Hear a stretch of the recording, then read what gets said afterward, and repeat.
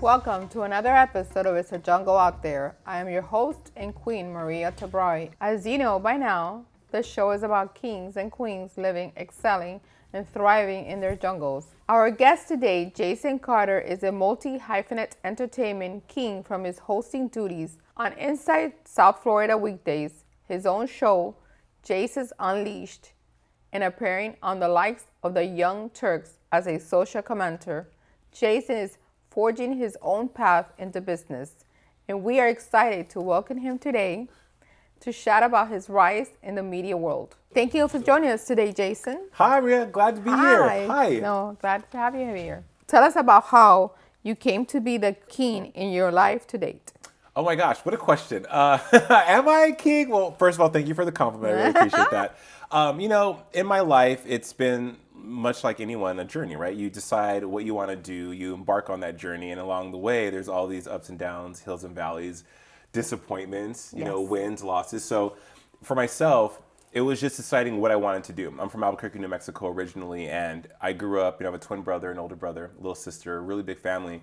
But I was always the middle child, if you will, because I was older than my twin brother, but I was in the middle. In the middle. Yeah.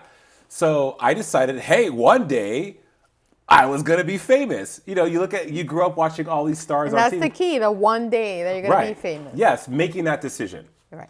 And so from there it became this process and this crafting this plan of how I was going to get there. I had no clue.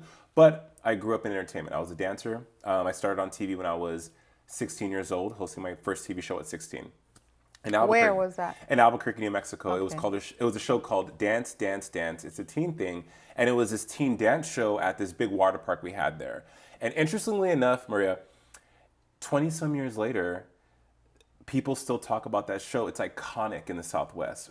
People my age tell their kids the story. And there's a picture of us, a headshot of the cast from I think it was 2000 that gets reposted on social and gets hundreds of thousands of likes because people remember that fond time in their youth. So from there, I decided, hey, I'm moving to LA. And the rest is history. From there, I just stayed in LA for 20 years, and now I'm here in Miami. So your question was, when did I decide, or how did I become the king of my life? I still think I'm figuring that out. You're still figuring. Yeah, you're still figuring it out because with COVID and the pandemic and how life has changed and how just naturally how we move through life and evolve and change, your goals change. What you want out of life changes. Where you're going changes. What you thought you wanted 5 years ago probably isn't what you want now. Or yesterday to today. Right. Or you've achieved that goal. And it's like, okay, what's next? Yeah, exactly. So let's look at one of your darkest moments and how you came out on the other side stronger, more resilient, and powerful. Oh, wow, that's deep. I'll tell you exactly when. It was fall of 2002. And I'm LGBTQ+, and I wasn't out to people. I didn't move through the world as that. I was living a double life, really. I was in a really abusive relationship, and I had, grown up in a space in New Mexico that back in the early 2000s really wasn't the space that it is now in regards to the conversation around acceptance of women, LGBTQ+, marginalized groups. So you really couldn't be your most authentic self because of persecution. And I know that's a very strong word, but judgment that you would get from the people that possibly the people you love, your community, your friends. So I moved to LA. Question, did your family know?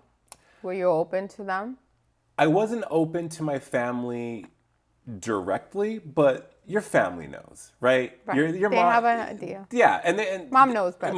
Exactly, mom knows. And your family, my family, luckily enough, I know the journey of a lot of people in the LGBTQ+ community isn't the same as mine. I never want to speak on behalf of the whole community. I can only speak on behalf of myself. My mom, we had a conversation. It was just like, okay, well, are we going to lunch now, or what are we doing? Because that was the plan of the day. I told her I thought it was going to be this huge, pivotal moment in my life. This huge, I don't know, just either very dramatic or very joyous moment. And it was definitely wasn't dramatic. My mom said, Jay, okay. Yeah, because you feel that moms are going to maybe stereotype you or have expectations for the son. Right. So, but in reality, we love our children the same. Right. And no matter what, we're still going to love our children no matter what. Especially moms. They ride or die for their kids, right? Exactly. So, but I was in this really bad relationship and it ended really poorly. And I was really depressed. And then I had realized that I had been dealing with depression a lot in my life. And so it was that one pivotal moment, Maria, of that breakup and everything that happened after that, that really drew to light the depression I had been living my whole life. And I just didn't know what it was. Right. Because even back in the 2000s, early 2000s, the conversation on mental health is not what it is now. Correct. So I was clinically depressed for years, from I would say 21 to 26. Just couldn't get out of bed. Gradually moved into high functioning depression, where I knew, okay, I had to do something. And this was before I started taking medication, seeking therapy, seeking all the tools that were available to me after I knew better to seek the help, right? Because also, people can't help you if they don't know that there's help to be had. Or if you don't want to say it, yeah. Yeah, true. So it was really hard. I contemplated taking my own life many times. And luckily, though, I will say, I had the dance community to pull me through that. I had people who said, Jay, go talk to this person, or you're not yourself, or just these angels, I would say, came into my life and showed me the way slowly of how I could get help and who to go to and what I needed to get done. So from there, it wasn't overnight. Of course, it's always a constant battle. Absolutely, a constant battle that you're always tackling. I remember, Maria, there was days where it would be so beautiful outside, but I felt so dark on the inside. I felt it's like this fog that I couldn't see through. It wouldn't lift. And I didn't know, and you felt so isolated. And so it took till 2005 when the pain of remaining the same was worse than the pain of changing. You've heard that phrase before? Yes. And so one day I had enough. It was a Sunday. I'll never forget. I even know what I was wearing. I was wearing a black Express fitted shirt, diesel jeans, and these really cool Nikes. I was on my way to go have lunch with my mom at Red Lobster in Albuquerque, New Mexico. That was our Sunday thing. And I was so beat up and torn up about this ex. Now, looking back 20-some years later, why? But in that moment, it was the most tragic and I don't have the words to articulate how devastated I was over losing this person, because one, out of fear of being outed, and two, because that was the first person I ever loved as a gay man. You were able to open up. Yeah, and I was suffering in silence. I couldn't talk to anyone about it. So I was grieving the loss of this person, and it was just too much. And this had been going on for weeks, and people that knew me knew I was something had happened. I had changed. I wasn't the fun, bubbly Jason that I was pretending or showing the world to be. You felt like you snapped? A snap in a sense, my idea of, it was just the load was just too much to bear. And I was so young. I should have been having fun and out and doing what young 20-somethings do. And I wasn't doing that. And so it was just, enough was enough. And even though I revealed what was happening, that wasn't the end of that journey. That was just the beginning of the healing. And healing is just as hard as experiencing what that trauma was and what that trauma is. So what do you want to tell the world after that experience, after your experience? They say this. It's always that question of, what would you tell your younger self, right? What would you tell your younger self exactly? What would you tell 18-year-old Jason, 20-some-year-old Jason? I would tell that guy, one, it's going to be okay. Two, that what you went through or what you experienced was not a unique situation for yourself, and to not beat yourself up for feeling that isolation that you had. And that it was okay to be that butterfly in that chrysalis at that time, because had things been completely different, I wouldn't have the perspective that I have now. And I would tell anyone that's watching, as they say, it does get better. And it may not feel like it. There are days, and you know this, there are days where it feels like it's never going to end, where it feels like you think the world's going to fall apart, but it doesn't. Throw in the towel. Mariah Carey has this chapter in her book called The Meaning of Mariah Carey, and it's called Resting in Pieces.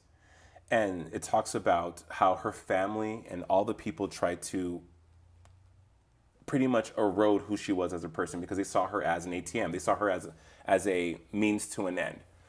And when I listened to that chapter, it reminds me of that Jason who used to rest in pieces. I would go to bed so broken, and I couldn't figure out why. But I always knew that this was not going to be my life.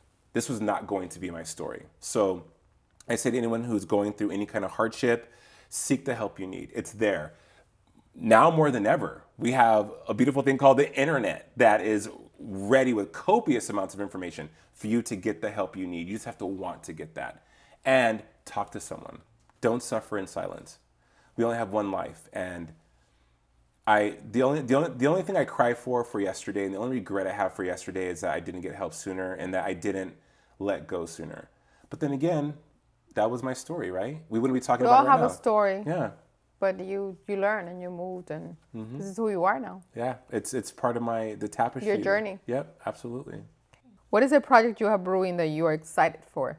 I wake up every day excited for Inside South Florida. It's the best. What do you enjoy? Where do we begin? It's the best of South Florida every day, Monday through Friday, 9 a.m. to 10 a.m. We are giving the people of SoFlo awesome celebrity interviews, great places to eat and enjoy and experience South Florida in and around Miami-Dade, Broward, West Palm Beach. We're bringing the very best of what the Sunshine State has to offer. Our motto is go out and get yourself a piece of paradise, right?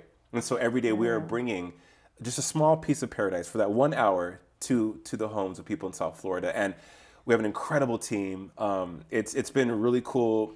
We've been able to really change how people view our community in spite of the pandemic, in spite of what's happening. And we do it in a positive manner. We have fun.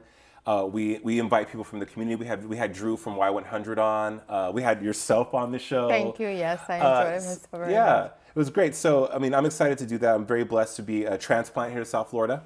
And I'm still learning what is beautiful about South Florida. And every single day I find out something new. So is there any project you have now?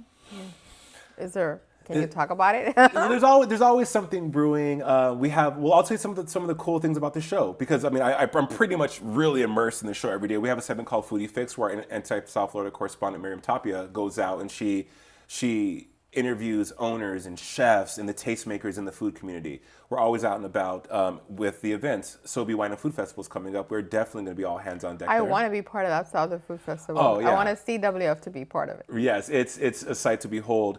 And then, just connecting with a lot of the stars. We're celebrating Black History Month right now. Today we had Lonnie Love on, Emmy Award-winning host of The Real, who talked about the importance of fraternities and sororities in historically Black colleges and universities. It's also that education and the power of television. My dear, what we're doing right now, thousands of people are going to see this, right? Correct. Boom. That's powerful.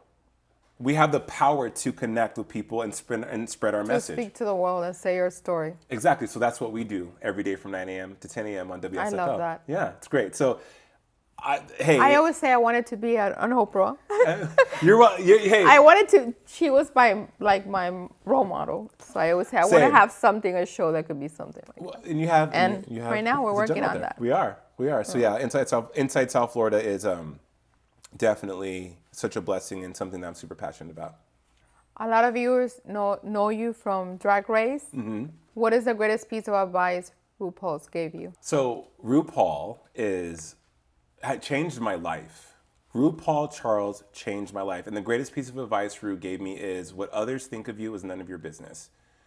And that really resonated with me, Maria, because we work in a business where we're constantly a slave to somebody else's opinion. How we look, right? Hair and makeup, judgment, how we are on camera, like everything from your body, just your overall essence is up for judgment and I would say deep, I don't even know what the word, it's up for judgment and just for people to pick apart. So Ru noticed that about me. And one day on set, he was like, you're always so put together. You're always so like on. Why? Just chill. And that's the training. That's because of this armor I've erected as Jason Carter. To save yourself right. from others' judgments. And there's a lot of there's a lot of things, defense mechanisms that we create and cultivate in our younger selves that no longer serve us as adults, but we don't know to let them go because there's no one to show us that, hey, it's okay to let those things go. So one day, RuPaul did exactly what you're doing. He did my makeup for season 7 and was just asking me questions about my life. RuPaul's doing my makeup. 1, how glorious is that? 2, just he was talking to me and asking me all these questions about my life, my dad, my brothers, how I grew up. And the more we talked, he just was listening. He was a great listener, very intent listener. And he said, Jason, what others think of you is none of your business. Do you?